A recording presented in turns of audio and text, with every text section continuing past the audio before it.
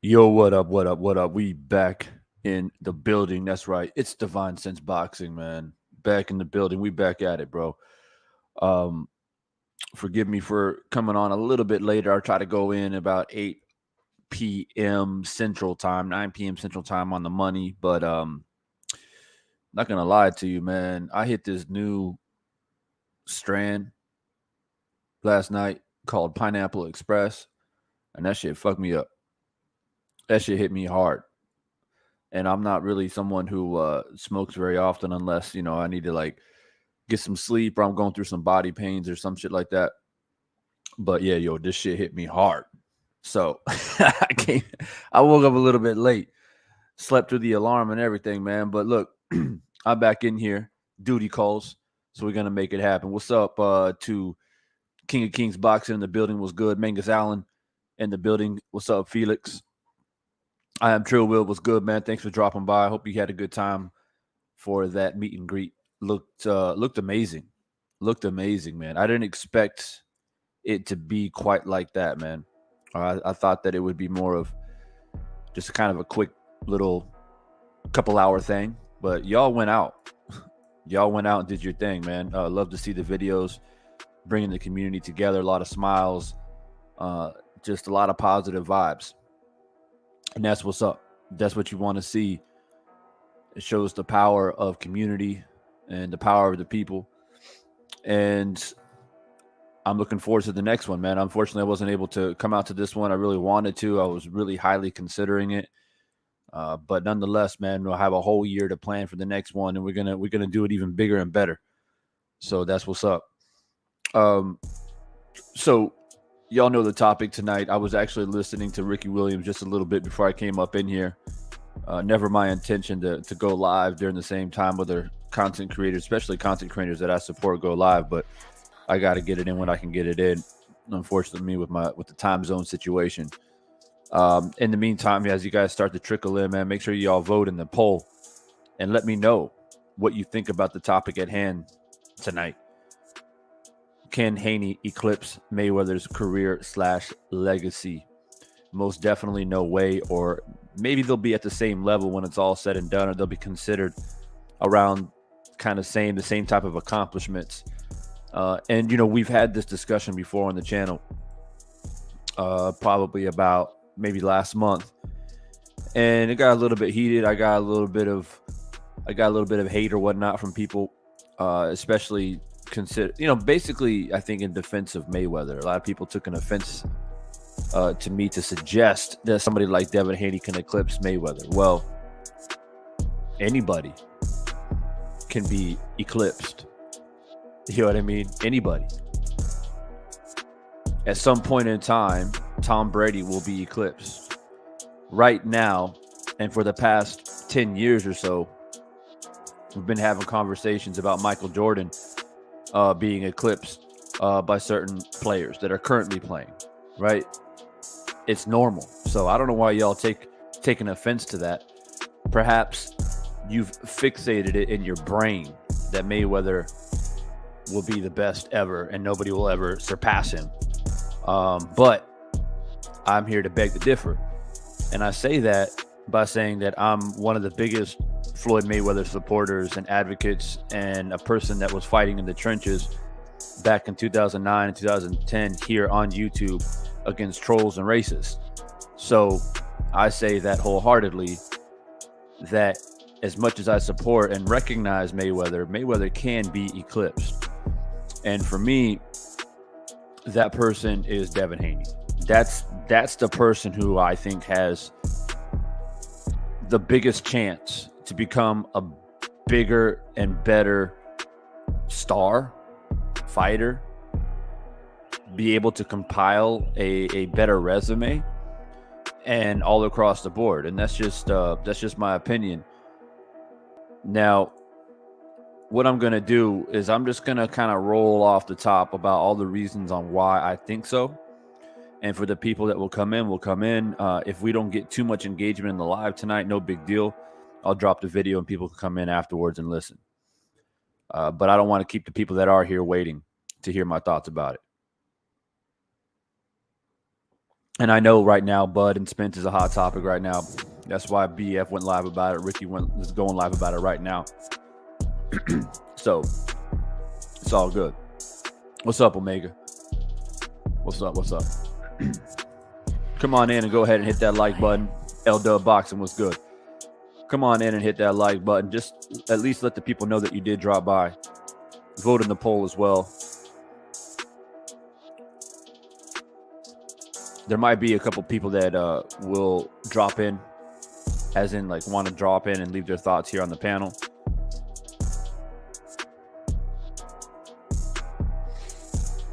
A topic like this, it gets heated sometimes.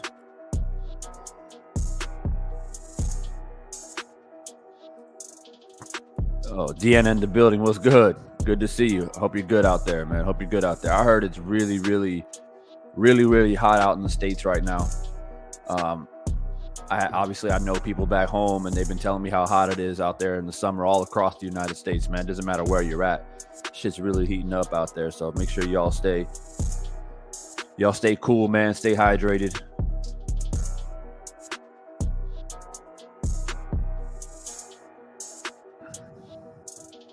I hear you, Omega. We're going to talk about it. L-Dub. Yeah. We're going to talk about it, bro. We're going to talk about it. So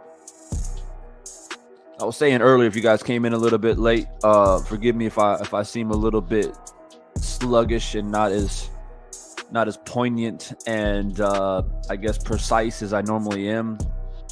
I smoked this new strand last night called Pineapple Express. That shit fucked me up bad. I couldn't feel my feet for like 6 hours. No shit. I couldn't even feel my feet, bro. I was like, man, I'm out here floating. I don't even feel like I'm in my body type shit. And I'm not typically one that smokes very often. I do it when I have some body aches and pains and need to get some sleep.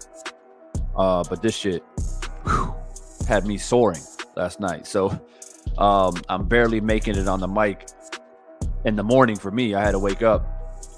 You know how that is, man. When you smoke that shit good, man, it's like you get into a deep slumber.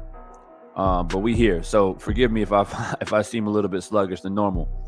But look, man, we're going to talk about it. Look, the first thing that we have to recognize and understand is that the statement is, it's not really a question, but the statement is that Haney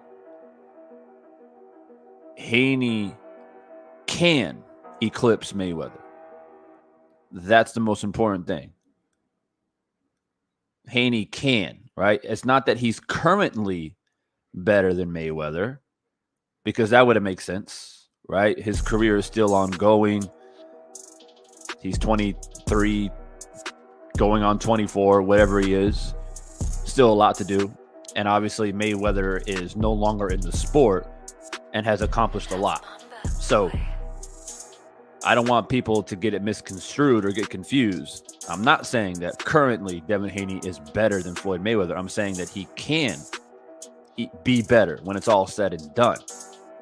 All right. Now, of course, there are some avenues that he has to take and accomplish to be in that type of consideration, right?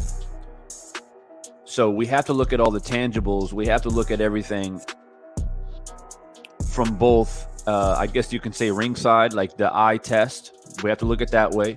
We have to look at it in the potential of getting the big fights like Mayweather was able to get in his career.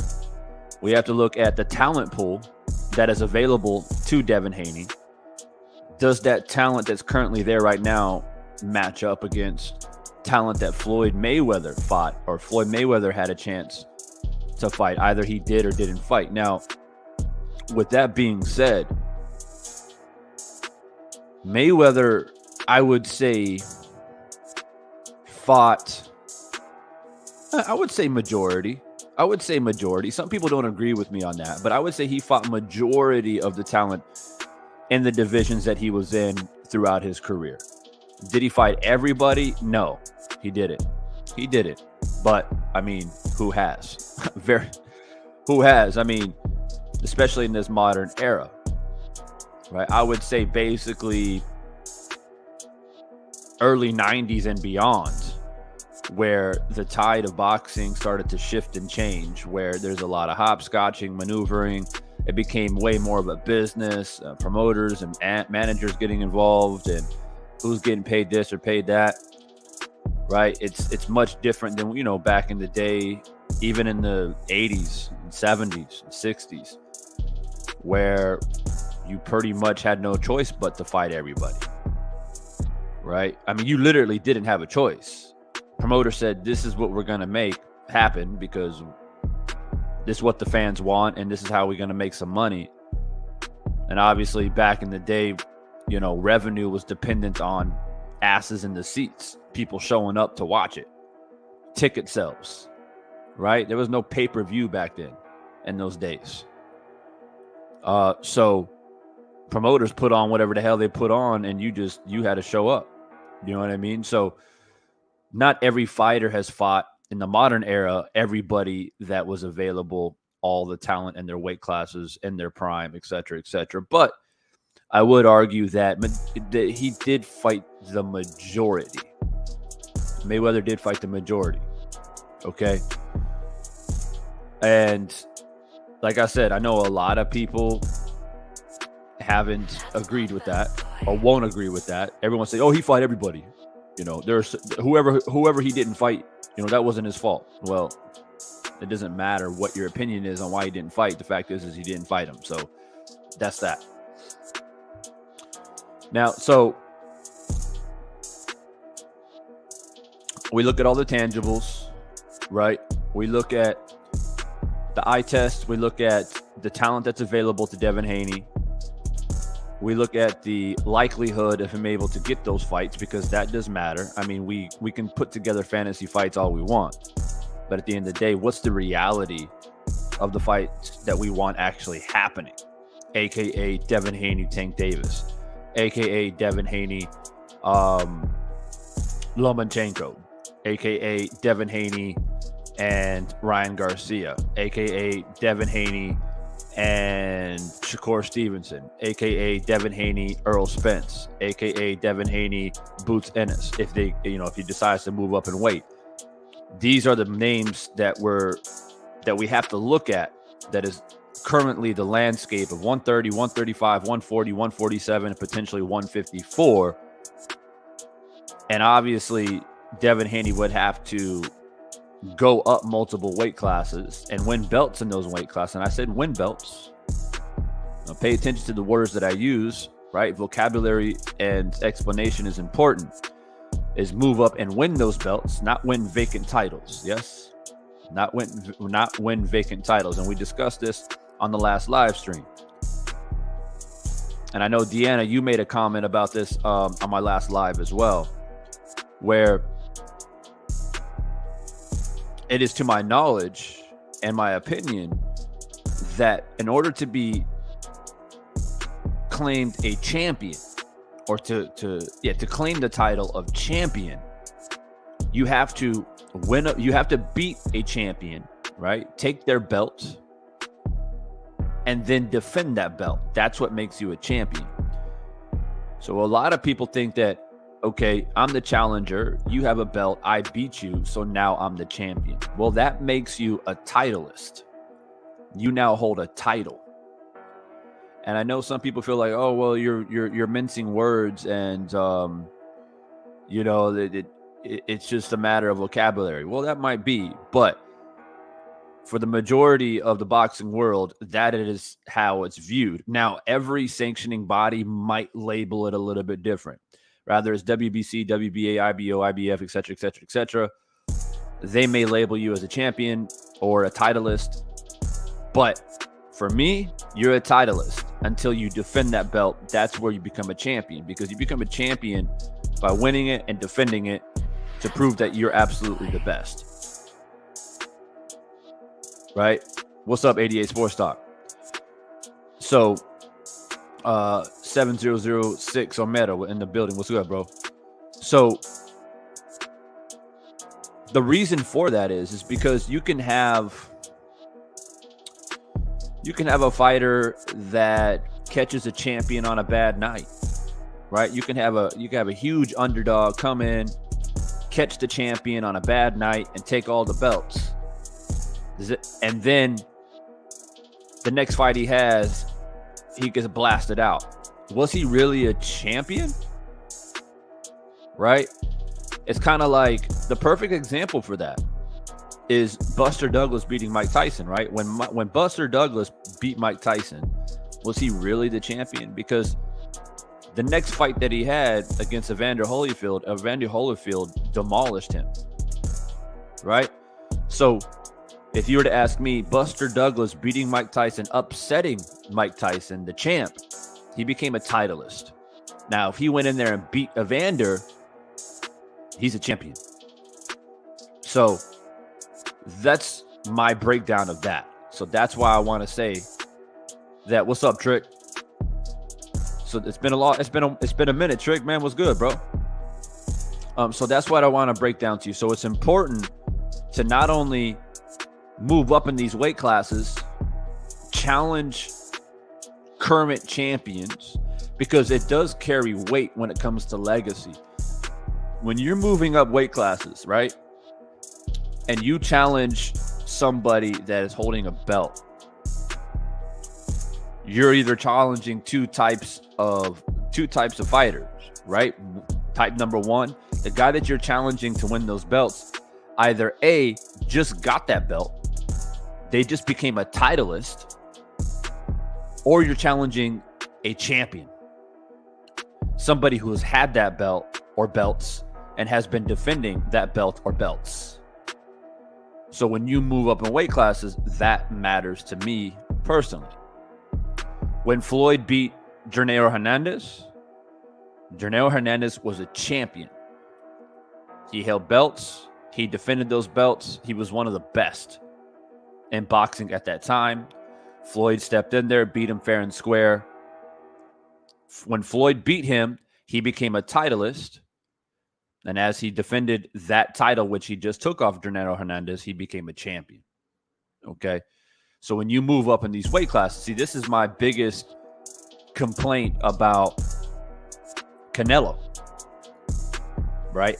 And I'll make it perfectly clear for you guys. As much as I had faith in Caleb Plant and I wanted Caleb Plant to beat Canelo, was Caleb Plant really a champion? Do we give him that status? He held belts, which helped Canelo become undisputed. What's up, Razor? Right? So there's a lot of instances of these, but that's one of my biggest complaints of Canelo is he tends to fight guys with belts that just either recently got the belt, right? Or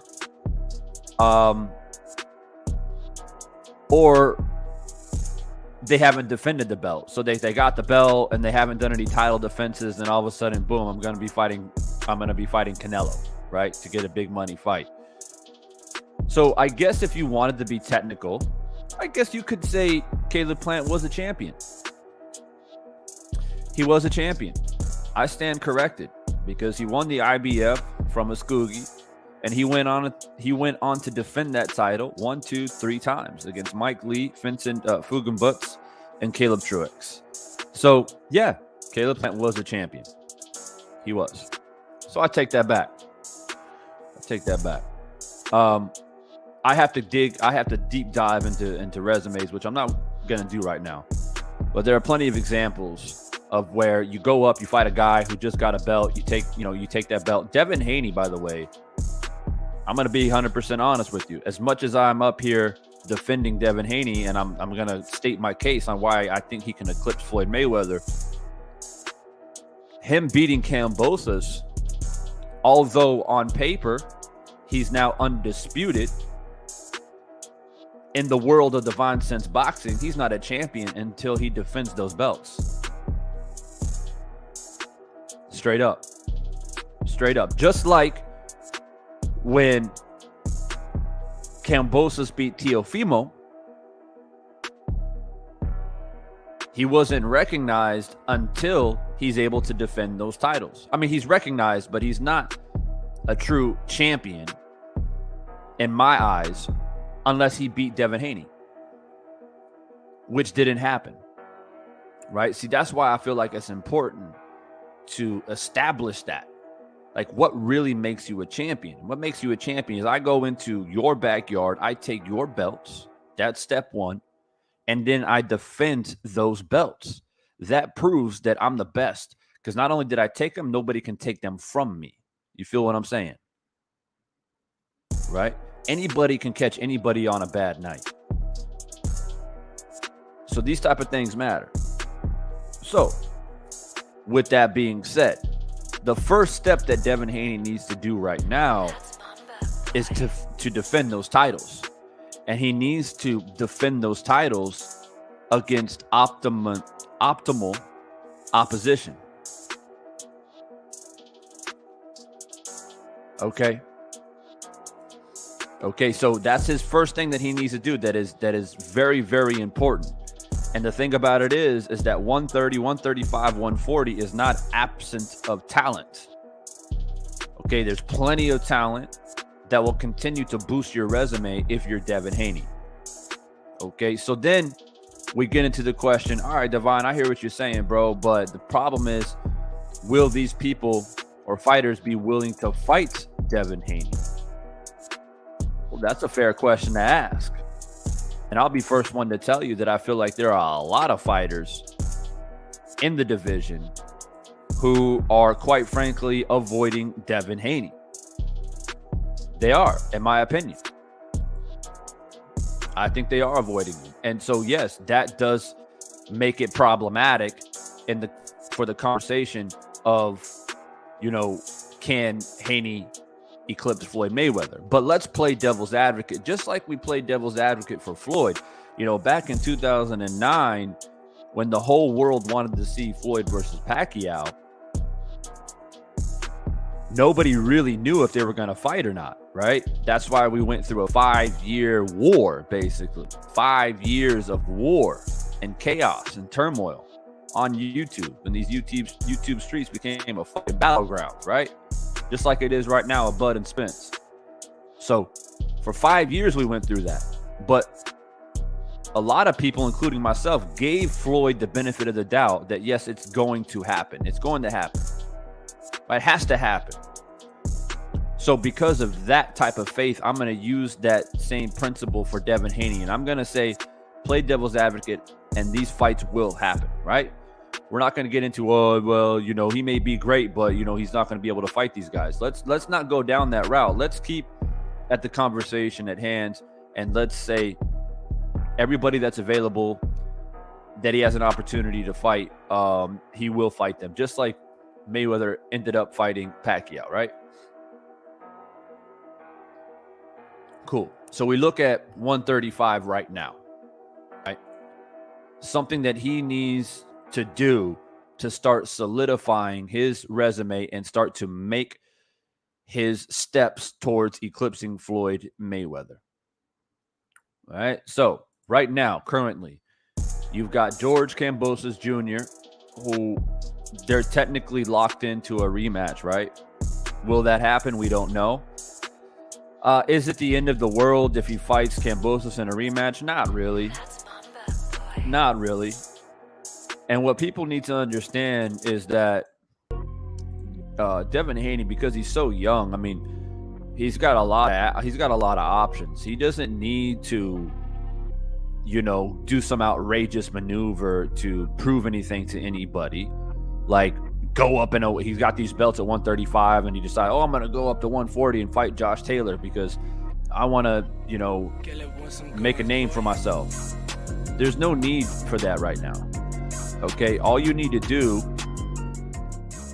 do is just defend the title at 135 against credible opposition. So fighting Kambosos in a rematch is not a big deal. Okay. All that does is just basically, I hate to say it, but it kind of puts Kambosos into retirement, bro.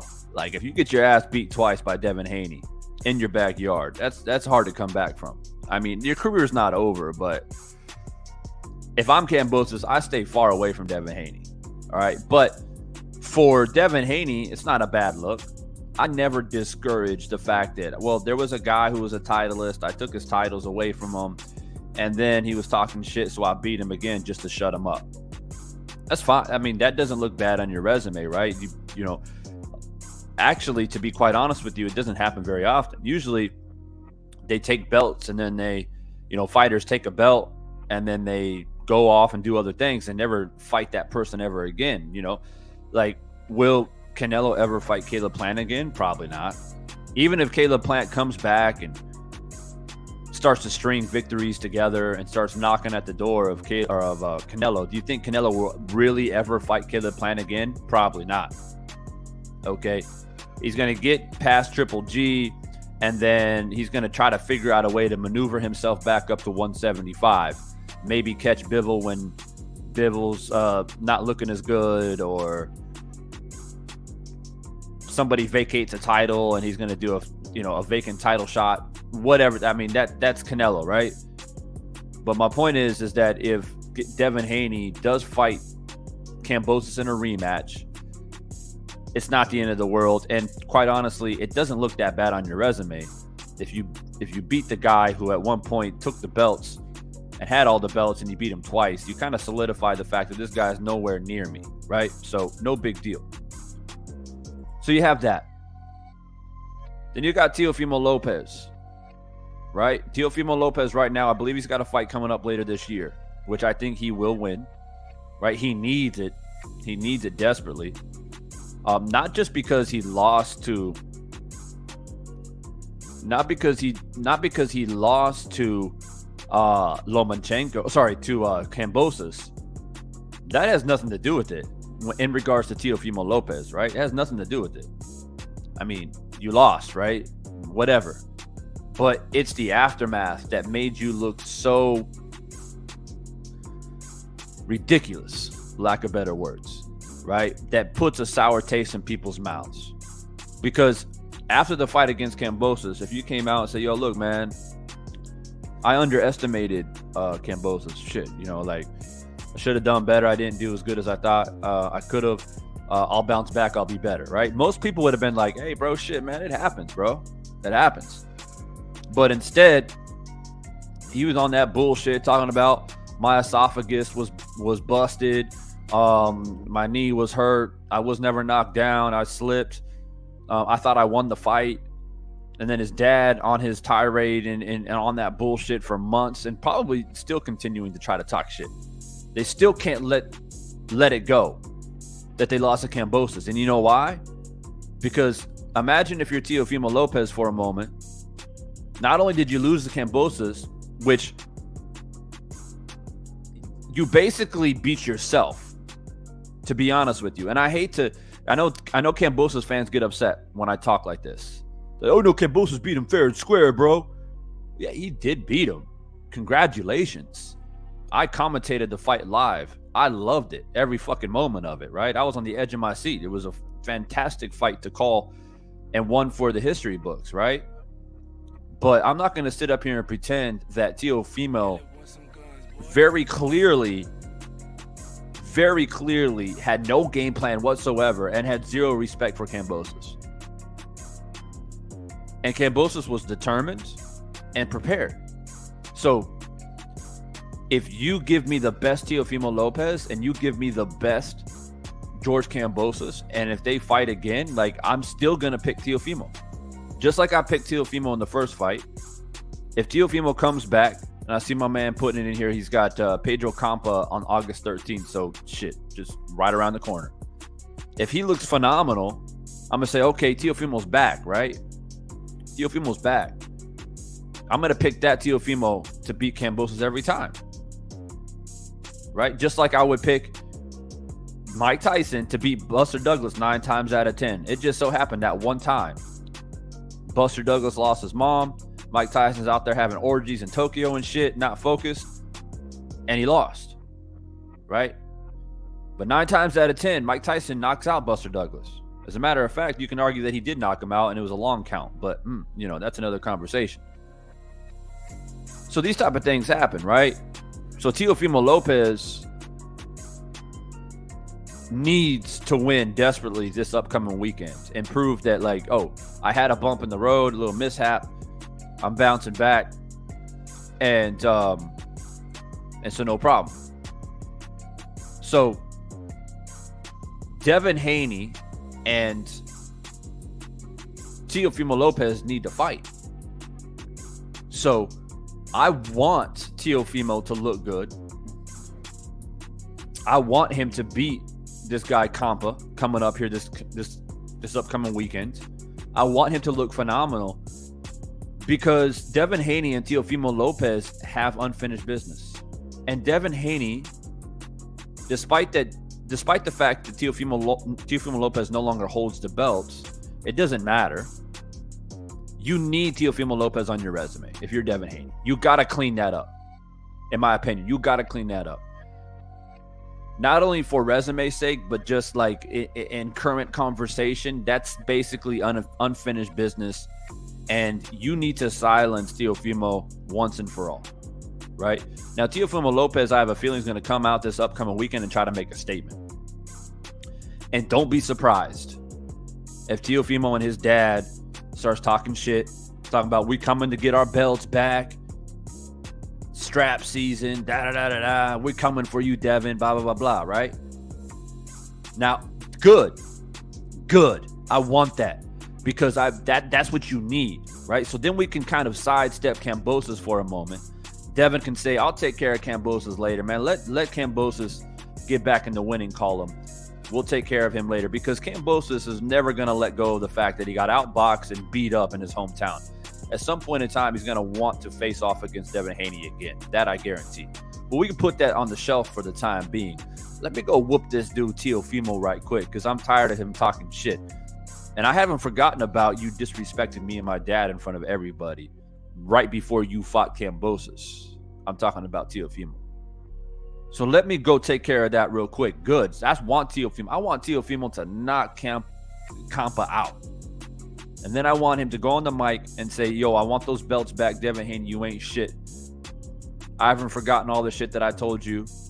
And, styles make fights. I should have beat Kambosos, but I wasn't on my A game. So therefore, your win over Kambosos doesn't mean shit. And I'll knock you out. That's what I want. That's what I want. And then I want Devin Haney and Bill Haney to say, all right, man, let's go take care of this dude, man. Let's take care of this dude. Right? So you get Teofimo Lopez on your resume. Boom. So he needs that. He needs that. Assuming that Teofimo Lopez wins against Campa, and I believe he will. And I believe he'll win by knockout. Then you need Lomachenko. You need Lomachenko on your resume as well. Why? As much as it kills me to recognize a guy who only has 15 professional fights and only had 10 fights before he got a title shot, which is bullshit, by the way. As much as I hate to recognize that, unfortunately, he's gonna be propped up, man. He's gonna be propped up when the dust settles and all the legacies are starting to be written and Devin Haney retires. He's gonna be propped up as this guy that was a threat in the division, that held belts, and Devin Haney never fought him.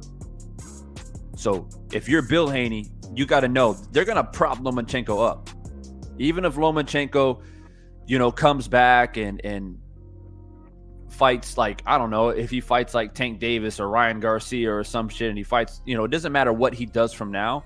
He's always going to be propped up as the guy that at one point in time, with his stellar amateur career and all the gold medals that he won, he became a champion with only 10 fights.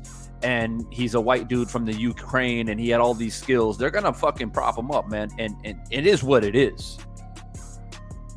It is what it is. And some people say, oh, man, don't take it there, Divine. Well, it is what it is. Boxing is a race-driven sport. Always has been and always will be. Period. And I've had topics on here and people on the panel, they get upset, they get their feathers all ruffled up. I'm like, come on, Devon, man, shit, bro. Hey, man. Mark my words. Lomachenko will be propped up. Regardless of what he does going forward, he will be propped up. And if Devin never fights him, they will chastise Devin Haney for never fighting Lomachenko, because they'll say, oh, well, Teofimo fought him. Right? So-and-so fought him. Why didn't Devin fight him? So he needs Lomachenko on his resume. Then you got Tank Davis, Ryan Garcia, Isaac Cruz as well that are currently at 135.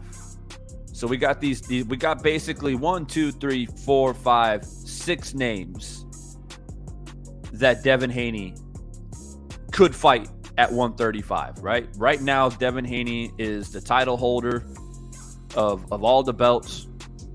He's got the ring, IBF, WBA, WBC, and WBO right now, right? He's the champ. He is the champ, even though he hasn't defended those belts yet. Okay. He's got 6 names. Let's say 6, 3, 4, 5, 6. Yeah, 6 names that he could potentially fight to solidify 135. Now, does he have to fight all 6? No, he doesn't. He doesn't. He doesn't have to fight all 6, but I would say he has to fight 3 out of the 6. He has to fight at least 3 out of the 6 before he moves up to 140. That is my opinion. Now, again, guys, let's not get off track. The conversation is, and the debate is, can Devin Haney eclipse Floyd Mayweather? Well, this is how he does it. Okay? If he decides to come back and rematch Kambosos, he beats Kambosos again, and then he decides to vacate the titles and move up to 140. And let's say he tries to challenge somebody like Josh Taylor, if Josh Taylor can take care of his Jack Catterall problems, and he wins belts at 140. Then it becomes a balancing scale, right? Which one is more valuable? Which one is more valuable? Is it winning those belts at 135, becoming undisputed, and defending those belts against those contenders and previous champions or whatever the case may be, or dropping the belts and moving up to 140 and conquering another weight class? Or do you really conquer 140 though? Just because you take the belts off Josh Taylor. See, Josh Taylor beat everybody at 140. So that means, again, Devin Haney puts himself back in the same position. He takes 1 step forward, but then takes 2 steps back. Follow me what I'm saying. If he drops the belts at 135, moves up to 140, fights Josh Taylor, for example, takes all the belts from Josh Taylor. Yeah, on the surface, it's like, oh man, he took over another weight class. Well, did he really take it over? No, he didn't. He beat a guy who had all the belts. Now he's back in the same position as he was in 135. Now he's got to defend those belts against all the guys that Josh Taylor have already beaten to take those belts. Defenses of belts matter for legacy. If you're going to give the same criticism to, if you're going to give criticism to Canelo for not defending belts, you have to give the same criticism to somebody like Devin Haney or any champion. You have to remain consistent. And that's what I'm doing. What's up, Plat Boys? So that's what you got to do.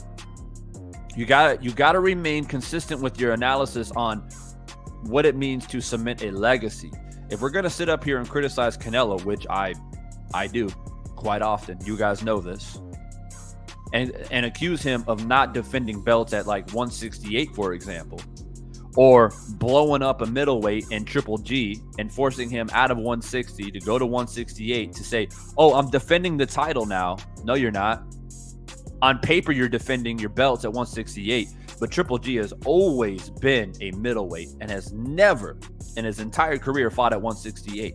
So you can miss me with that bullshit. Now, you can fool and dupe the casual fans, but not me. Okay, so if we're going to criticize Canelo for not defending belts, which I have openly done, even at 154, he didn't fight the Charlos. He didn't fight plenty of talent that was there available. He didn't fight Andre and many other talented fighters because he's too busy trying to figure out how he's going to take over 175, right? So if you're going to use that same type of criticism method, then we have to do it for Devin Haney as well, especially if the conversation is, can he eclipse Floyd? So let's retrack a little bit. Let's say, okay, Divine, I got you. So what does Devin need to do? What does Devin need to do? He needs to fight 3 out of the 6 names that are available to him right now at lightweight before he ever decides to move up. So let me throw the names out there again. 6 credible names that are important for his resume before he decides to move up in a different weight class. Now, we're going to talk about his ability to move up here in a moment. We're going to talk about his ability to conquer multiple weight classes. But let's focus at 135 and what he needs to do there first. So the 6 names: Kambosos, Teofimo Lopez, Lomachenko, Gervonta Davis, Ryan Garcia, and Isaac Cruz. Who out of those 6 should he fight? I say 3 out of the 6 he needs to fight. I'm going to take Ryan Garcia off the list for 135 because I believe Ryan Garcia will be at 140 very, very soon. Very, very soon. Okay, so I'm taking Ryan Garcia off the list. I'm going to say right now, the 3 names that he needs the most is Teofimo, Lomachenko, and Gervonta Davis. Those are the 3 names that he needs at 135 before he moves up to 140. Now, when he goes up to 140, he may run into Ryan Garcia at some point. He may even run into Davis at some point. So if I were to mix and match Davis and Isaac Cruz, that's fine. Then you fight Teofimo, Lomachenko, Isaac Cruz. Maybe you run into Davis and Garcia at 140 later on. But I feel like you need to defend your belt at least 3 times at 135 and fight whatever combination of these 6 names, at least 3 of them. If you do that,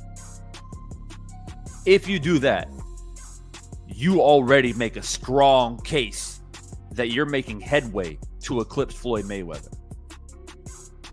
Okay? Because we all know Floyd, Devin Haney, similar size, some similarities in their style, their abilities. We all know Devin Haney comes up through the Mayweather kind of, I wouldn't say the Mayweather system because that's kind of discrediting Bill Haney, but he took a lot of tools from the Mayweather toolbox, working with Roger, Floyd Sr., and even Floyd Mayweather Jr. himself, right? We see shades of the Mayweather system in Devin Haney in fights, okay? So there's a lot of similarities there.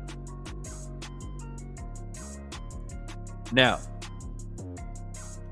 Floyd Mayweather at 135. Let's take a look at what he did and accomplished at 135. Because I think for me personally, Mayweather basically really started to make a name for himself at 135. That's when people really started to like turn their head, right? And the main reason for that is because most boxing fans, anything below 135 in boxing, I mean, or 130, right? The smaller guys don't get all the attention. So that's the main reason. It doesn't really matter who you are. If you're fighting at 122 or 126, it's hard to get the recognition that you deserve until you start to come up in those bigger weight classes. So let's take a look at Floyd, because this is what the conversation is. Can Devin Haney eclipse Floyd, right? Just give me a second. I'll pull up Mayweather's resume right quick, so we'll take a look at it. All right. So we know he was at super featherweight for a long time. We know the victory against Genaro Hernandez, one of his best victories of his entire career, in my opinion.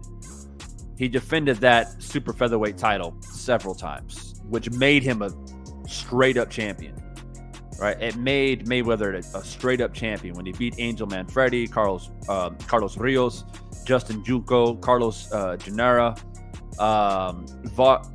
Vargas, Emmanuel Augustus, Diego Corrales, Carlos Hernandez, Jesus Chavez, all these guys, right? This made him a champion straight up. But then he steps into lightweight, 130, right? And then his first challenge was Jose Luis Castillo. The one fight on his resume that all of the Mayweather detractors say that he lost, right? You can go around the landscape of boxing right now, and there are a lot of people that will die on the hill and say that Mayweather straight up lost to Castillo in that first fight. And that was Mayweather's first fight, or first fight for a title at least, at 130. I'm going to share the resume for you guys, so everyone knows that I'm being truthful. People get upset. People get upset. Let me blow it up for you. Blow it up for you all. All right.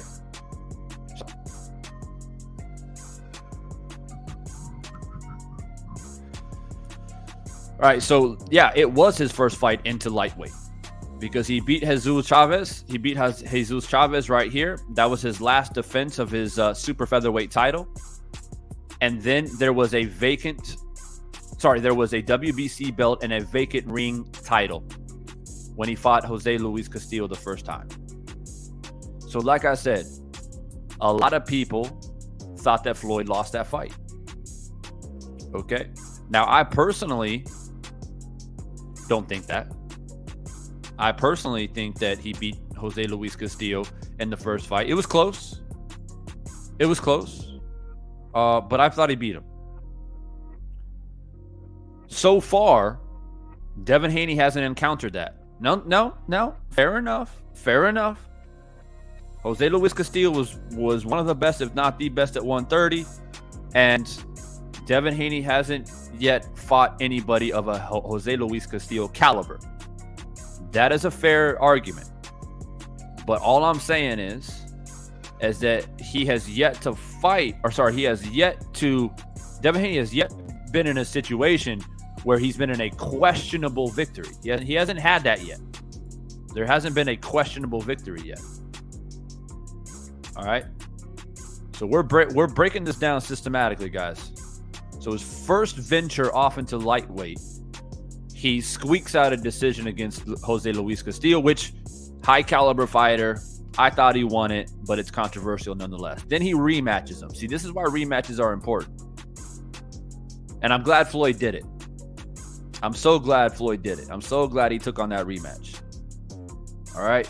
And he wins convincingly in the rematch and defends those titles that he won, whatever it was, 5 months prior. Right? 5 months prior, 4 months prior. He defends it. All right, then he goes on to defend those titles against a couple no names, but there's some notable names that we remember, like Indu and Corley, Henry Bruselis, and of course, he finally goes up to super lightweight, and that's when we remember the big fight against Arturo Gatti. So he's done two things well so far. Mayweather has. He beat Gennaro Hernandez. He defended those titles several times. He beats Luis Castillo. He defends those titles several times. So you have a Chop Corley, Philip Indu. Philip Indu, if I'm not mistaken, was undefeated when Floyd beat him. A lot of people don't know that. A lot of people look at Philip Indu and say, oh, he ain't shit. He wasn't shit. Well, he was undefeated when Floyd beat him. It's just that the thing with Floyd is, a lot of times when Floyd beats dudes, undefeated or champions or whatever the case may be, you never hear of them. Like, they're never the same. It's happened several times in Floyd's career. He beat dudes and they're never the same. Which Kambosos may never be the same after getting his ass beat by Devin Haney. It's very, very possible. All right. So he's done two things well. He's won belt at super featherweight, defended those titles. He went into lightweight, won it, defended those titles. All right? Y'all follow. So if Haney's to eclipse Floyd, he needs to defend titles. Which he hasn't done yet. Plenty of time to do it, but he hasn't done it yet. Okay? We're laying out the landscape on what Devin Haney needs to do to eclipse Floyd. So he goes in there. He now he's going for 135 against Arturo Gatti. Arturo Gatti, by the way, whether you like it or not, was a champion. He held the WBC at 135. He was a champion. All right. And he beat the brakes off of Gotti. beat the brakes off him. He beat Gotti worse and better than what Devin Haney beat Kambosos. As a matter of fact, he stopped him. He stopped Gotti. Y'all hear what I just said? He stopped Gotti. Y'all remember Arturo Gotti? Ward, the wars they had? One of the toughest, strongest dudes in boxing. Get knocked down, get up.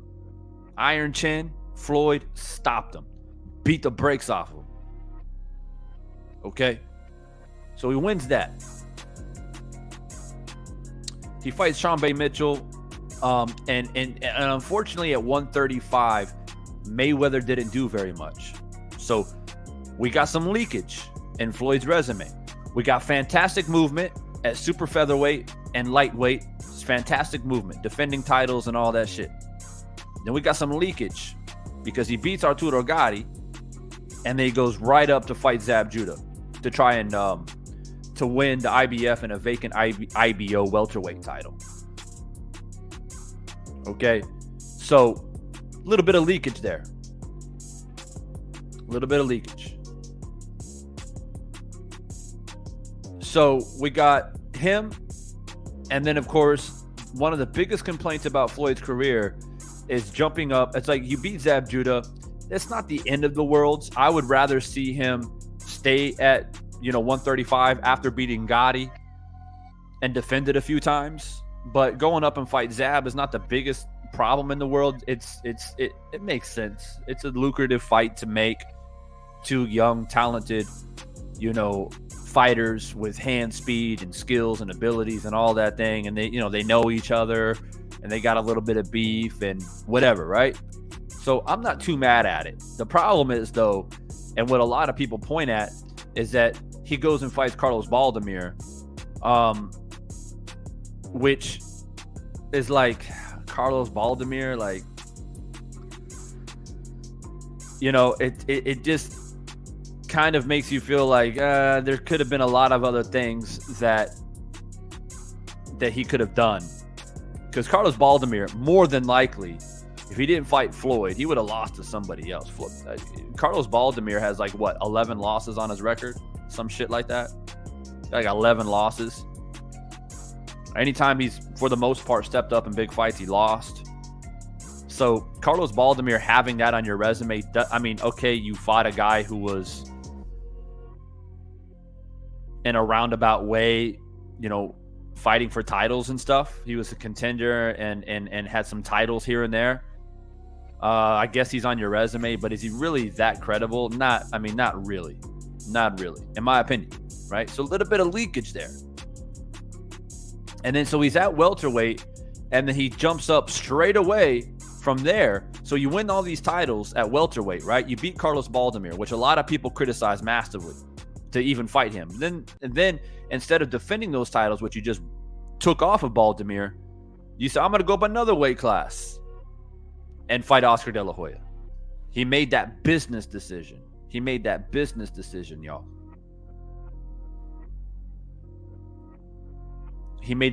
decision. And that's where you see his resume and his career really shift to big money fights. Yeah, he fought champions. He fought Oscar. He fought Ricky Hatton. He goes on to fight Ricky Hatton and Marquez and Mosley and these guys. He stays at 147 for quite some time. But that little patch, right? That patch of Sean Bay Mitchell, Zab Judah, Carlos Baldemir, moving up to fight Oscar De La Hoya, a lot of gaps that were not filled in. He didn't defend titles. He was up. He made a business decision to take big fights to eclipse De La Hoya and become pay-per-view king. That business decision comes with a cost. Okay? That business decision comes with a price, which leaves the door cracked open for somebody like Devin Haney. All right? So that's the thing we have to understand here in the conversation of, can Devin Haney eclipse Floyd? So basically, it's like this. Devin Haney. I'm gonna give you guys now. I'm at the point where I'm gonna give you exactly the route that Devin Haney needs to take to eclipse Floyd. You're at 135 now currently. You gotta do what Floyd did essentially at that similar weight class. It wasn't 135, it was 130.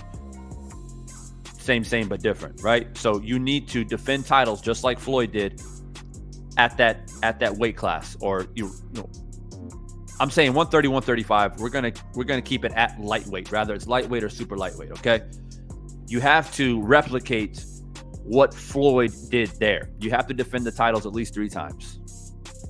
I already named the names. Rather it's Isaac Cruz, Tank Davis, Lomachenko, Teofimo Lopez. Plenty of options. You got to beat those guys, just like Floyd beat the guys that he beat before he started to make his career change. You do that, boom. Now you move up to 140. You're on the right path. You jump into 140. You beat Josh Taylor. You take all his belts. Now this is where you make the right choice that would be different than Floyd. Is that if you move up and you beat Josh Taylor, assuming that Josh Taylor takes care of Jack Catterall in a rematch, which he needs to do. Assuming that happens and he beats Josh, he takes all the belts away from Josh. What you don't want to do is then say, oh, well, I'm a champion again. I'm going to move up to 147. Because that's what Floyd did. He beat Carlos Baldemir and he jumped up and he didn't defend anything. Right? So you beat Josh and you beat a couple dudes at 140. You defend those titles. Then you move up to 147 if you wish. Now 147 right there is going to really define your career. You win belts at 135. You defend those belts. You go to 140. You become undisputed there potentially. You defend the belt a couple times. You are already on the precipice, right? You're already starting to push your way through the door of eclipsing somebody like Floyd. 2 weight class champion, and not only that, undisputed at those weight classes, which Floyd was never undisputed. Let me say that again. Floyd was never undisputed. So now you're potentially undisputed in 2 weight classes. Have you eclipsed Floyd yet? Not yet, but you're getting close. If you step your way into 147, which just like Floyd, you have the frame to do it. 5'9", 71-inch reach, the boxing skill, the right style to survive as far as longevity is concerned, ability to fight at these bigger weight classes. Okay? So when you enter 147, we don't know by the time you fight Isaac Cruz and you fight Lomachenko and Teofimo, and then you beat Josh Taylor, that we're talking about minimum of 3 years, probably around that time frame. Now Devin Haney is 26, 27.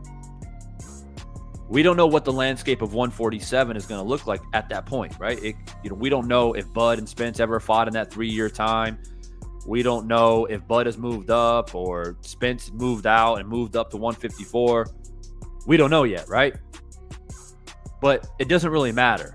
Rather, Spence and Bud still there in 3 years or not, because 147 is stacked with talent, and somebody else will be a champion. By the time Devin gets there, there's going to be a hell of a champion in the weight class, regardless if Spence and Bud's still there.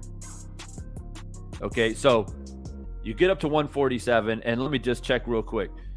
If in 3 years' time, if Spence is no longer in the weight class and Bud is no longer in the weight class, because Bud in 3 years will be 38 years old.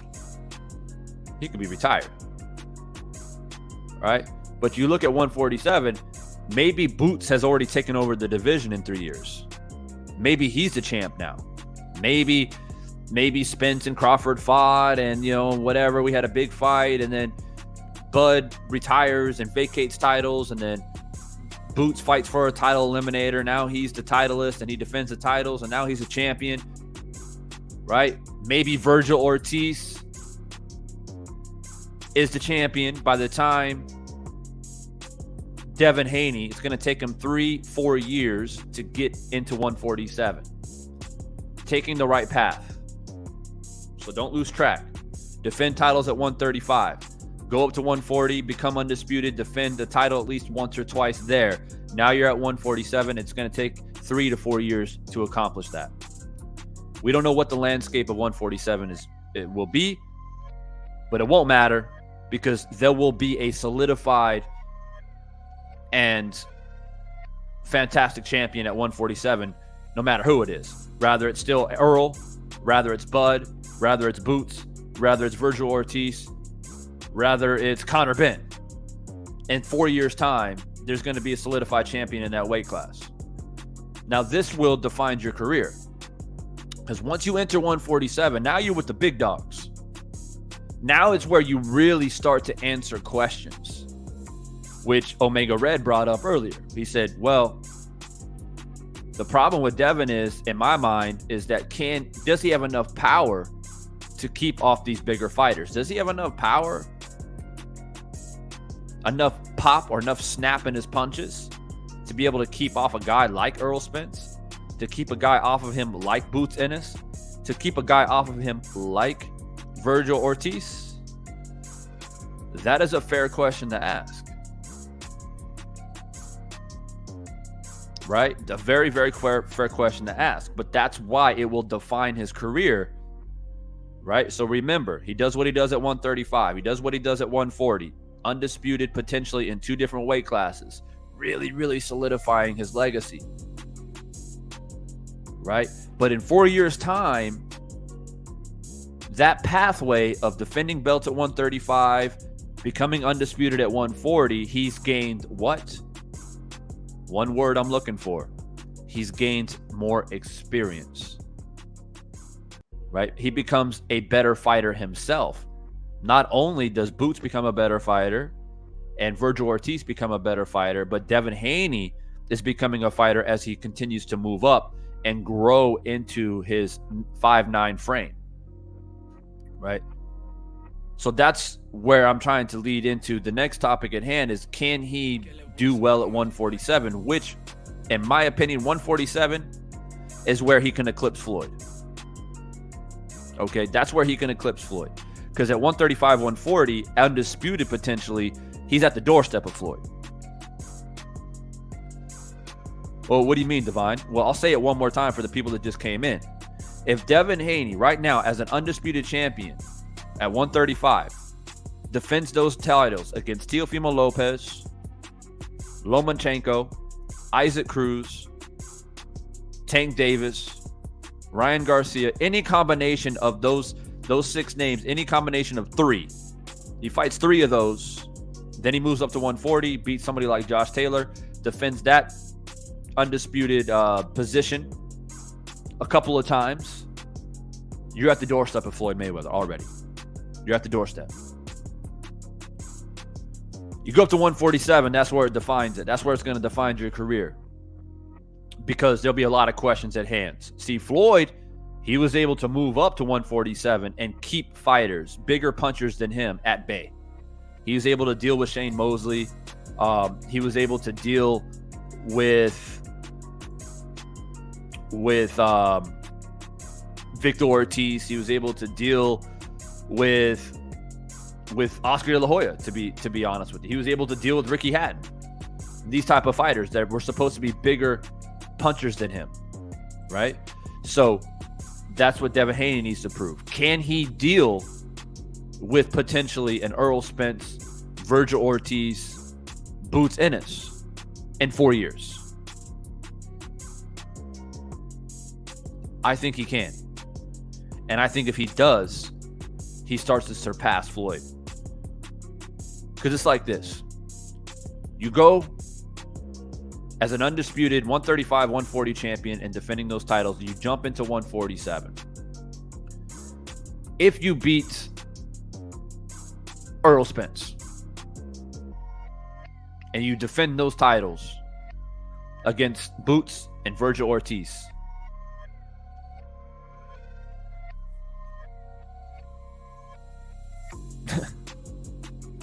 what has Floyd done? to match that? What has Floyd done to match that? And if you do that, you don't even have to go up, because everyone will say, oh, well, but Floyd went all the way up to 154. So he would have to do that. No, he doesn't. No, he doesn't, because now you are a 3-division undisputed champion. 3-division undisputed champion. Floyd was never undisputed. Going to 154 doesn't matter, because you're a 3-division undisputed champion. He can stay at 147 the rest of his career, defend his belts, and sail off into the horizon and retire, in my opinion. There's no need to go to 154. There's really no need for it. If you become undisputed in 3 different weight classes and defend those titles, there's no need for it.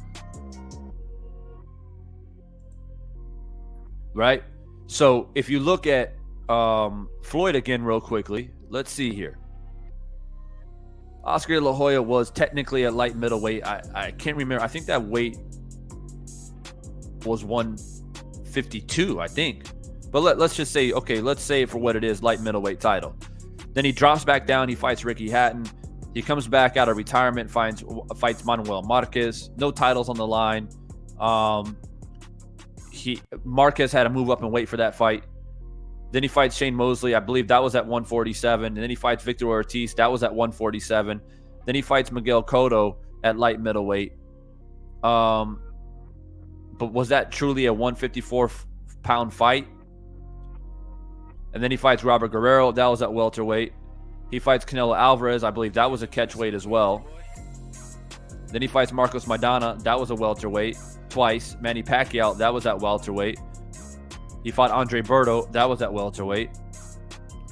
So Floyd never truly fought at 154. A true champion at 154. I should say a true champion. He never fought truly in the weight class at 154. So therefore, Devin doesn't need to do it. All he needs to do is be undisputed in 3 different weight classes and defend those undisputed titles on his way up.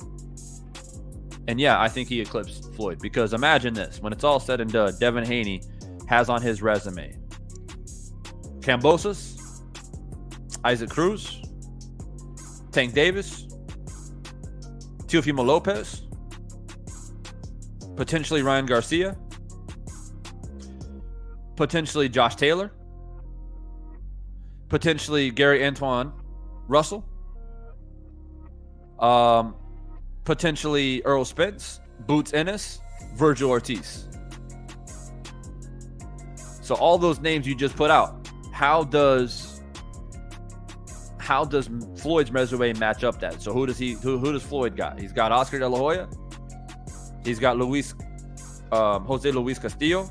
He's got Diego Corrales. He's got Gennaro Hernandez. He's got Ricky Hatton.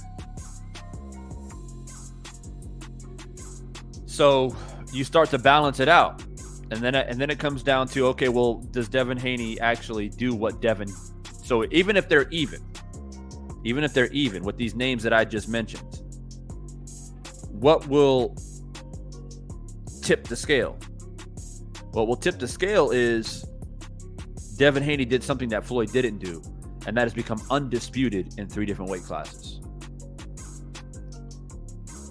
Now, of course, this is all wishful thinking, but the topic and the statement of the live stream is, can Devin Haney surpass Floyd?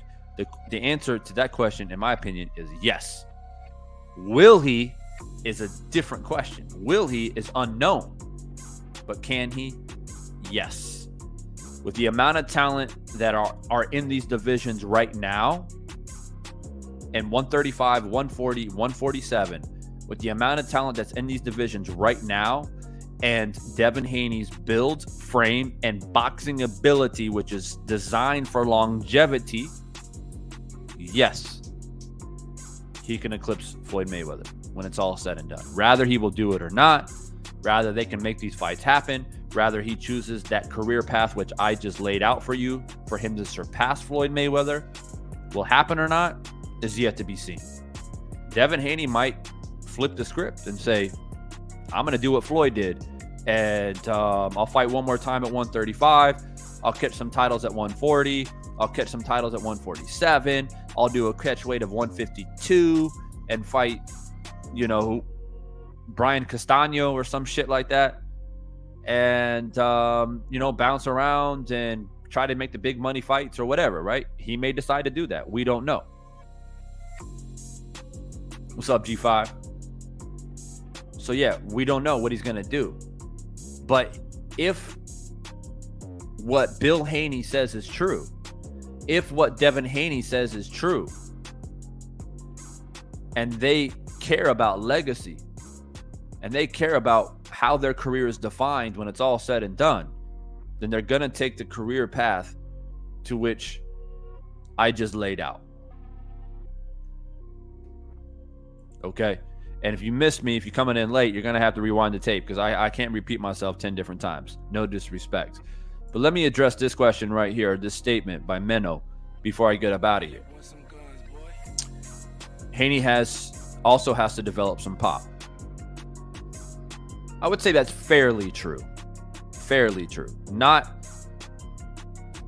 It's not something that will define his career necessarily, but I would say it's fairly true. I think that we basically have to understand that, yes, I think at 135 he's fine. At 140 he's probably fine. But if you do go up to 147 and you potentially fight someone like Boots or Ortiz or Spence for that matter, yeah, you're going to have to earn some respect. The jab and the boxing ability, how great it is. If you're not able to get the respect that you need, then yeah, you might have some issues. But with that being said, I believe that Devin Haney will continue to grow and develop into his frame, into his body, and develop enough power that he needs to keep strong fighters off of him, like a Virgil Ortiz or a Boots Ennis. I believe he can, and I believe he will. All right. Floyd Mayweather was able to keep Miguel Cotto off of him. He was able to keep Oscar de la Hoya off of him. He was able to keep, much bigger fighters off of him throughout his career. And I don't see Devin Haney being much different. I mean, yeah, you can say, well, but Floyd used to hit a lot harder than Devin Haney. That's true, but at featherweight and lightweight. Floyd stopped knocking dudes out by the time he got up to 140. Like, let's be real. He stopped knocking dudes out. A lot of people say, well, Floyd, man, he used to terrorize and knock dudes out. That's true, but at 126 and at 130 and at 135. The only credible knockout that really stands out, in my opinion, past 135 is the stoppage of Arturo Gatti and knocking out Ricky Hatton on a step back check left hook. That's about it. After that, Floyd stopped knocking dudes out. And quite honestly, he stopped punishing dudes as well. He would outbox them. Like, he outboxed Canelo, but he didn't beat him up like he did Arturo Gatti, right? Canelo kept coming forward. Canelo, big, strong, young dude, was more in the fight than what Gotti was. Gotti was just a pure fucking demolition. All right, yeah, he technically knocked out Ortiz, but we know what happened there. So when people say, like, Omega says he passed the age of developing power, I don't agree with that, bro. I don't agree with that. It is true that you're born with power. I believe it is a trait that you're born with, just like you're born with a chin. You can do all the fucking neck exercises that you want to do and try to build your neck and build your traps. I mean, shit, Amir Khan, we see him before the Canelo fight. That dude doing all kinds of crazy neck exercises. Y'all remember Amir Khan, man? He like literally went into like a specialized clinic place and strapped this big ass thing on his head and doing all these like crazy scientific fucking neck exercises to try to get his neck stronger. And what happened? Or try to get his chin stronger, essentially. What happened? Canelo put him to sleep. So I believe you're born with the chin. You can slightly increase your punch resistance with certain exercises and things like that. But some dudes, their skull, right? It's their anatomy. They've got like a broad, a broad jawline. They're just built, their skull is built different to be able to take punishment, right? And so you're born with that. And I also believe you're born with power, right? You're just naturally, like Tank Davis is born with power. He's not a big dude, but he touches you and down you go, right? But you can develop better punching technique. You can put more pop in your punches, and Devin doesn't need power. He needs more pop, and he needs to be a bit more crisp, a bit more sharp, and be like a syringe. Nobody wants to be poked with a syringe constantly. It may not be a sledgehammer, but it's a syringe that continues to poke you and jab you, and yet like it slows you down. You know what I mean? It takes your energy out of you. It demoralizes you. Okay, this is boxing. So, yeah, Wilder is another example. Like, born with power. Not a big heavyweight, right? Knocking dudes out when he was 215. Knocking out a 270-pound man at 215. Like, that's crazy natural power. So you're born with it, right? So people have to understand that it's not just raw power. He doesn't have to lift weights and try to swing sledgehammers on fucking tires and do crazy ass like workout methods to try to increase his punching power. No, he just needs to maintain his crispness and his sharpness and continue to use his punches like a syringe to inject his opponents, to slowly break them down, demoralize them. It's enough pop to keep them, on the defensive in a way, right? McKinson against Ortiz was like no power, no pop, no syringe, no nothing. It was like Ortiz was just walking through everything.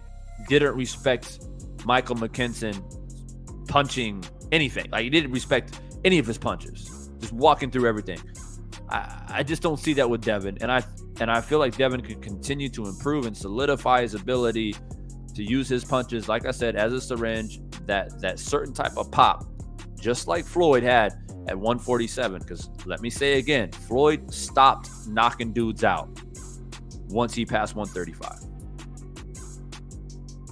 Okay, so I don't agree with this narrative that he won't be able to keep guys off of him. It'll be more difficult. It will be more difficult because like a guy like Boots, for example, is naturally, if they ever do fight, is naturally bigger than Devin, right? He's a naturally bigger dude than Devin is. So it's going to be much more difficult to keep a guy like Boots off of him, but not impossible. Not impossible. And if Boots can't land what he wants to land, then it won't matter. So that's just what I have it, man. What's up, Tay? I see Bon Kui in the building. What's good? Omega Red, man. Yeah, Antoine's an intriguing fight. I know if I have my boy in here, my man D Free, we know that he's a massive Antoine fan. But sometimes in boxing, you're as good as your last fight, right? I mean, that's the perception. Unless you have critical thinking skills and you're able to really go back and be like, oh, well, he had a bad night here, but look at all the great stuff that he's done. I'm not going to judge him off that one bad fight. Now, if you're a critical thinker, then that's how you should approach it, right? It's just like Tom Brady with his phenomenal career, and he plays one game and he throws 4 interceptions. You don't want to define Tom Brady's career off that one bad game, right? But in sports, it happens all the fucking time. You're as good as your last game. That's why, as professional athletes, you're always constantly trying to silence the critics. And if you had a bad night, you spend the next 5 games trying to have people forget that bad night, right? You're always trying to prove yourself. Boxing's no different. So my point is with Antoine, although he won his last fight, one, there's a sour taste in boxing fans' mouth because a lot of people felt like the stoppage was premature, me being one of them. There's no question or doubt in Antoine's like relentlessness and his punching power and his determination and his skill, right? But he needs to, and I understand his dad passed away. There's a lot of emotions. I get it. But now that that's done, now that you got that out of your system, you need to take a deep breath, hit the pause button, hit the refresh button, and get back to what you're doing best and not be so reckless and so careless. Because Rancis is not a big puncher. You fight like that against somebody who can step back and crack you, you might find yourself on the canvas. You might find yourself really hurt, right? So Antoine's got all the ability in the world that he doesn't necessarily have to fight that reckless. He can be relentless, but not reckless. And in my opinion, in that fight, he was reckless. He wasn't up against a big puncher, and he was able to outpunch, or he was able to punch himself out of that fight. And the referee kind of helped him a little bit. So remember what I said. A lot of times in boxing, you're as good as your last fight. Even though as diehard boxing fans like myself, like Tay, we can say, oh, that was just a crazy night, man. You know, he's got a lot of emotions, whatever, man. But he's, you know, we're going to look at all the other shit that he's done. We're going to look at his skill for what it really is. That's fine. But that's not how the boxing public looks at shit. They look at, oh, man, what? Is he really that good? Like, he got a gift stoppage. The referee stopped that shit early. He was in a war. He was getting touched up. He was getting hit flush. Right? So, how good is he really? Right? So that's what it is. But if you were to say focused, Antoine, focused, he got that fight out of his system up against Devin Haney, I think he gives Devin Haney a lot of problems. Matter of fact, he's the one guy that can be that first guy who can really, really put Devin Haney in a very tough position and really challenge Devin Haney. Because I'll tell you guys right now.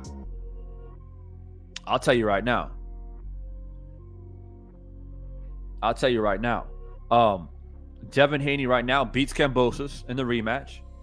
I believe he beats Teofimo. He outboxes him. I believe he has a close fight with Lomachenko. Nice boxing match, but I think he edges it out just based off of length and size. I feel like he outboxes Tank Davis. I said that the other night. I continue to say that. But the one guy, out of all those guys I just mentioned, I think Antoine is that guy. And it's crazy, right? It's crazy to think that Antoine is not at the level of a Tank Davis yet, or some of these names I just mentioned. But stylistically, I think Antoine is the one guy that has the best chance, more than Teofimo, more than Tank, more than all those guys. I believe Antoine has the best chance to beat Devin Haney if he focuses, if he's refocused. I don't want to see, we as well, I think as boxing fans, we don't want to see that Antoine that we just saw in his last fight. We don't want that. We don't want that emotional Antoine. You got that out of your system. You got it out. Your dad died. We supported you. We sent our condolences. Our heart bled with you, right? But as your career progresses forward, you gotta go back to being focused. And if he does that, I think he's got a bright future. He's got a bright future. Yeah, Bon Quick, that's what's up. Tank fight might be close. I mean, yeah. Tank actually might hurt Devin. He could possibly even drop him in the fight. But I think Devin Haney's chin is underrated. And I think that Devin Haney will outbox Tank. I think he'll have the right game plan to deal with somebody like Tank. Tank doesn't know how to move forward. He fights off the back foot. He waits for timing, counters, big punches on the inside of punches. But look, we're going to construct a debate and panel on here. It's going to be very specific. Devin Haney versus Tank Davis. And I'm going to make a trend of this because this is what I like the most. We got a lot of channels out here going at each other's throats about Earl and Bud. It looks like that fight's not going to happen now. But I'm going to make a trend of it now anytime I go live. It's going to be Devin Haney Tank. Devin Haney versus Teofimo. Devin Haney versus whoever. Antoine Russell. We're going to start doing these we're going to start doing these boxing matchups and hash it out. We're going to start matching fighters together. Who wins. Because the reason why I'm going to do it, because it's all going to be documented on the channel, right? That we discussed the potential fight between Devin Haney and Tank and Gary and whoever else. And when they do fight, we're going to go back and refer to those panels and see who actually knows their boxing. On that note, I'm going to be reaching out to Knockout Boxing 86 to get up on his panel to do some debates. So y'all can be looking forward to that. So I'm going to do my part. I'm going to do my part as a content creator to get involved in that as well. But going forward, I'm going to start doing that more often. Matchups, who wins, debate it out, leave it on the channel. And if and when they do fight, we refer back to it and we're going to find out whose predictions holds up. Rolly has more power than Dev. That might be true, but Dev beats the brakes off of Rolly. That's all I'll say about that. He beats the brakes off Rolly. It don't matter. I want to answer a real quick question. Bon Quick asked earlier, can AJ improve in his rematch against Usyk? I think he will make improvements, but I still think he loses the fight. But I'm not gonna dive deep into that right now. I'm gonna wait because I have a panel that I'm constructing behind the scenes that I'll probably do on Friday night. I'm hoping Friday night. I know we got a lot of big stuff coming up on the horizon. BFTB is about to be in a debate coming up. I know that D Freeze is going to be in a debate either Wednesday or Thursday, something like that. But I want to get the next big panel constructed where we're going to give our final predictions for Joshua versus Usyk. We're going to talk a little bit more about Devin Haney and who we should fight next. What else was I going to talk about? Oh, I'm going to talk about Deontay Wilder's return. I heard a few little rumblings, and we're going to talk about it. But that will hopefully be Friday night. So we'll have another Firestorm panel. So, Tay, if you're still here, if you want to be on that panel, let me know if you're free. Because I know, Tay, I know your schedule is crazy. I know you out there hustling and doing your thing. So, but Tay, we would love to have you on the panel like we've done in the past. We've always had great panels with guys like Tay and Drew, I Am Trill Will, and those type of guys. So we'll try to make it happen Friday night. And then, of course, Saturday night, we have the fight between Joshua and Usyk. And also Teofimo Lopez, I believe, is fighting that same night. So we'll see how all the dominoes fall. Oh, Johnny Q, no doubt. Hey, if it comes down to a debate on who wins, I don't see very many people standing up to me. I just don't see it. My boxing mind is too immense, right? It's too solidified. It's too robust. I'm telling you. You say, hey, we're gonna debate this guy versus this guy. Who wins? I don't think anybody can really stand up against me. Like I said, man, I'm too surgical with this shit. But if you want to talk about like, oh, who's got a better resume and legacy and who sells the most pay-per-views and shit like that, then I might not be your guy. I might not be your guy. Or you want to talk about receipts? I might not be your guy. But if you're going to do a debate, like I said, this guy versus that guy, who wins? Y'all find out, man. Y'all will find out. And some of you guys have already got an idea. Some of you guys already got an appetizer. There's certain people come on the channel. They come on the panel, right? They try to challenge me. Like old boy Frank the other day, trying to come in here talking about all this craziness about Devin Haney. And then he's trying to somehow defend Virgil Ortiz. And look, man, you match me up against anybody. Talking about styles and who wins, you're going to go up against a juggernaut. I'm telling you right now, juggernaut. I'll run through these motherfuckers, right? So I'm looking forward to it. Getting up on Knockout Boxing. I know he's really trying to construct something, and I appreciate that. I appreciate that type of hustle.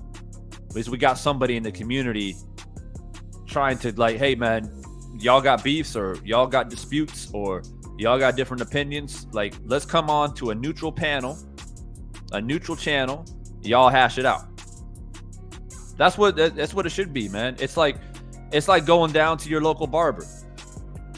You're going to your local barbecue. You know what I'm saying? Like, let's sit down, let's have a conversation, and let's debate it out. And we let the people decide who wins, right? We got the family sitting on the sidelines, you know, basically saying, all right, hey, I think this guy got the better in that debate, bro. Like, I think he got you. You know, that's how it should be. Instead of this like cutthroat mentality, the side and sneak dissing bullshit. And I got a dispute. I got a dispute with this guy, man. I'm gonna go live and talk about it. Because a lot of times what I see on YouTube is a lot of dudes don't know how to talk about the sport.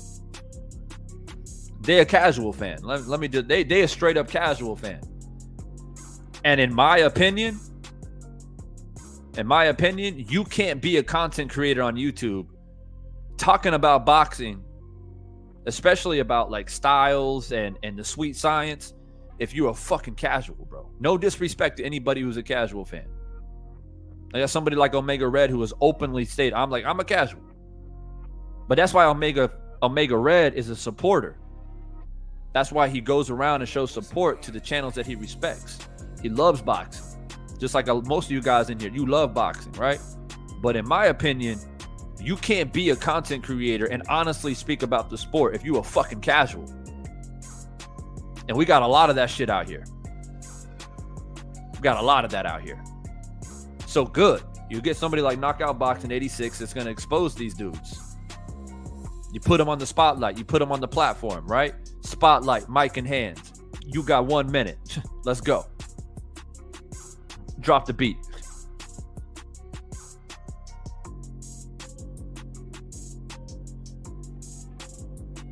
What? You got nothing to say? Oh, cat got your tongue? Huh. That's what's going to happen. Drake Lemonade in the building was good. So yeah. Some people, I ain't never knocked nobody's hustle. Because for me, this is a hobby. This is if y'all see me go live, it's like, it's like, oh shit, Divine's live, right? Because I don't have a set schedule like a lot of these content creators have. I come on when I come on. It's a hobby for me, right? But some of these dudes, they have maybe some charisma. They have the ability to go live every single fucking day and drop content and build their channel. Like basically like a mainstream media source. But do they really know the ins and outs? That's why we need platforms like, not because it's like a filter. It's like a filter, because back in the day, there weren't very many channels. There were maybe like 6, maybe 7 prominent channels, 10 plus years ago. 10 plus years ago, there was about 6 or 7 prominent channels that were relevant that everybody tuned into. Some people chose different channels for different reasons. Then a divide started happening within the community. Racism, boom, LDBC was propped up. Then you have, I'm gonna say these other dudes. I'm gonna say other dudes over. They prop up their own shit over here, and so you had the Red Sea kind of split. And once that split happened, a shitload of channels just filled right into that gap, right? So now 2022, instead of having 7, 8 prominent channels, now you have 30 to 40 channels. But only the prominent ones will survive. So, that'll be it. I'm going to get on with my day, y'all, man. I appreciate it. If you guys came in a little bit late, I spent a lot of time talking about Devin Haney and why I think he can, not a question of will he, but he can eclipse Floyd Mayweather Jr. I spent over an hour talking about it, so go back, watch the replay. In the meantime, like I said, we're going to construct a panel here. I'm going to work behind the scenes, reach out to some content creators, try to do a Firestorm panel Friday night, leaving final predictions of Usyk and Joshua, and talk about a few other topics. I'll line it all out for y'all. So get your popcorn ready, get ready. And then, of course, Saturday night, you know what time it is, man. I'm going to do live commentary of the Usyk and Joshua rematch. You guys know how I do, man. I love that live commentary shit. I know you guys enjoy it as well. So make sure you have all those notifications set. Notify me. Boom. Reminders. Don't want to miss it. It's going to get heated up in here. Sometimes the post-fight gets more heated than the actual fight itself. It starts to get crazy. So we'll see what happens. So stay tuned to all that, man. If you guys are not following me on Instagram, make sure you do that, because that's another source to know when I'm going live, because YouTube doesn't always notify you. So if you're not following me, go follow me on Instagram. It's at Divine Sense Boxing. Very easy to find, and I'll catch you there. In the meantime, man, Friday night is probably the next time I'll go live. Y'all stay up, stay strong, stay positive. It's your boy Devon, man. I'll be back with another one here soon enough. Looking forward to Friday night and this weekend. Y'all stay up. Peace.